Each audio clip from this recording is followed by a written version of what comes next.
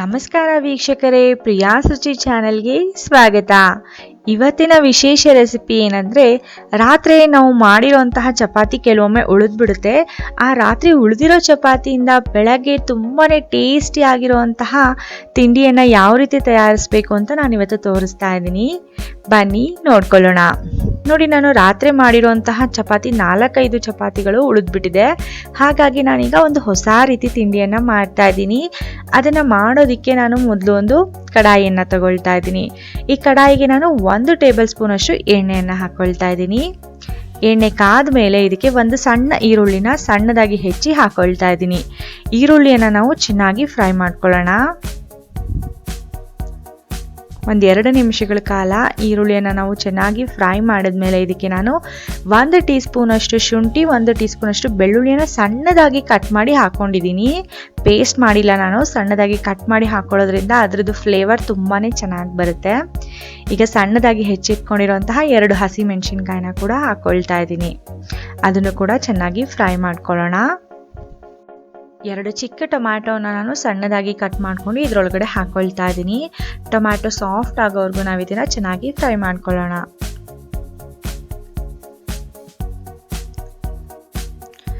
ಈಗ ನೋಡಿ, ಟೊಮ್ಯಾಟೊ ಪೂರ್ತಿಯಾಗಿ ಸಾಫ್ಟ್ ಆಗಿದೆ. ಈಗ ನಾನು ಇದಕ್ಕೆ 1 ಕಪ್ ಅಷ್ಟು ಸಣ್ಣದಾಗಿ ಹೆಚ್ಚಿರುವಂಥ ಬೀನ್ಸ್ನ ಹಾಕ್ಕೊಳ್ತಾ ಇದ್ದೀನಿ.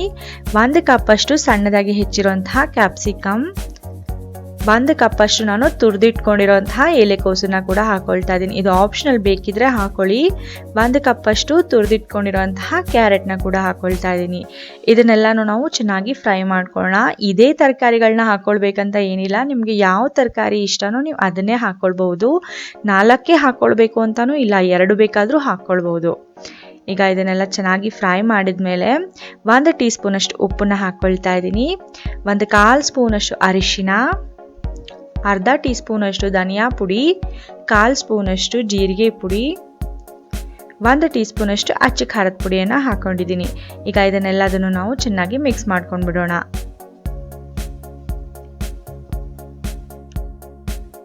ಇದನ್ನೆಲ್ಲ ಮಿಕ್ಸ್ ಮಾಡಿದ್ಮೇಲೆ ನಾನು ಒಂದು ಅರ್ಧ ಕಪ್ ಅಷ್ಟು ನೀರನ್ನು ಹಾಕಿ ಲಿಡ್ನ ಕ್ಲೋಸ್ ಮಾಡಿ 10 ನಿಮಿಷಗಳ ಕಾಲ ಲೋ ಫ್ಲೇಮ್ನಲ್ಲಿ ಬೇಯಿಸ್ಕೊಳ್ತೀನಿ.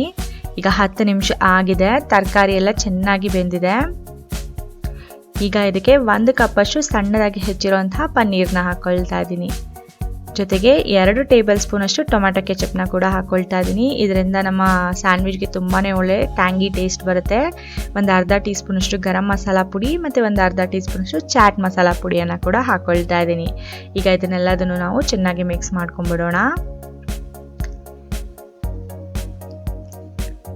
ಮಿಕ್ಸ್ ಮಾಡಿದ ಮೇಲೆ ಇದಕ್ಕೆ ನಾನು ಸಣ್ಣದಾಗಿ ಹೆಚ್ಚಿರುವಂತಹ 2 ಟೀ ಸ್ಪೂನ್ ಕೊತ್ತಂಬರಿ ಸೊಪ್ಪನ್ನು ಹಾಕ್ಕೊಳ್ತಾ ಇದ್ದೀನಿ.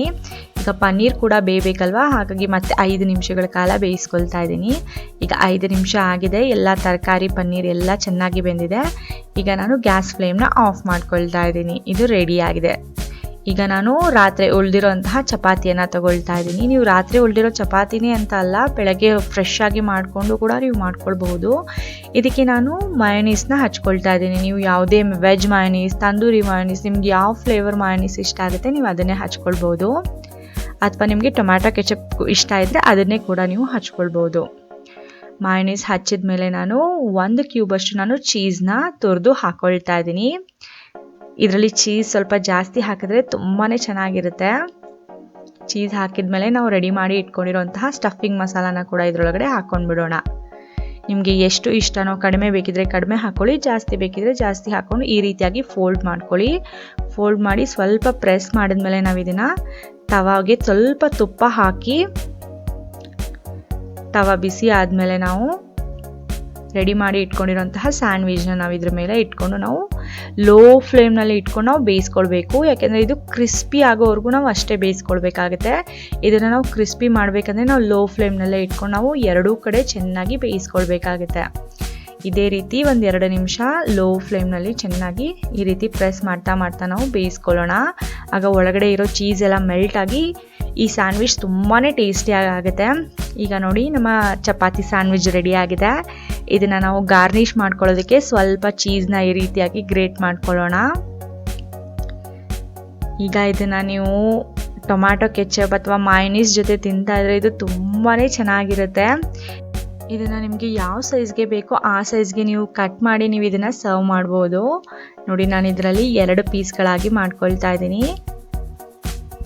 ನೋಡಿ ನಮ್ಮ ಚಪಾತಿ ಸ್ಯಾಂಡ್ವಿಚ್ ಎಷ್ಟು ಚೆನ್ನಾಗಿ ಕಾಣ್ತಾ ಇದೆ. ಒಳಗಡೆ ಇರೋ ಸ್ಟಫಿಂಗ್ ಮಸಾಲ ಕೂಡ ತುಂಬಾ ಚೆನ್ನಾಗಿ ಕಾಣ್ತಾ ಇದೆ. ನನಗೆ ಇದನ್ನು ಬೇಗ ತಿನ್ನಬೇಕಂತ ಆಸೆ ಆಗ್ತಿದೆ.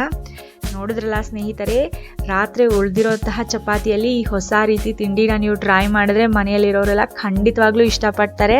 ನಮ್ಮನೇಲೂ ಕೂಡ ಎಲ್ಲರೂ ತುಂಬಾ ಇಷ್ಟಪಟ್ಟಿದ್ದಾರೆ. ನೀವು ಕೂಡ ಟ್ರೈ ಮಾಡಿದ್ಮೇಲೆ ನಿಮ್ಮ ಅನಿಸಿಕೆಗಳನ್ನ ಕಮೆಂಟ್ ಮೂಲಕ ತಿಳಿಸಿ ಅಂತ ಹೇಳ್ತಾ ಇವತ್ತಿನ ವಿಡಿಯೋ ನೋಡಿದ್ದಕ್ಕಾಗಿ ಧನ್ಯವಾದಗಳು.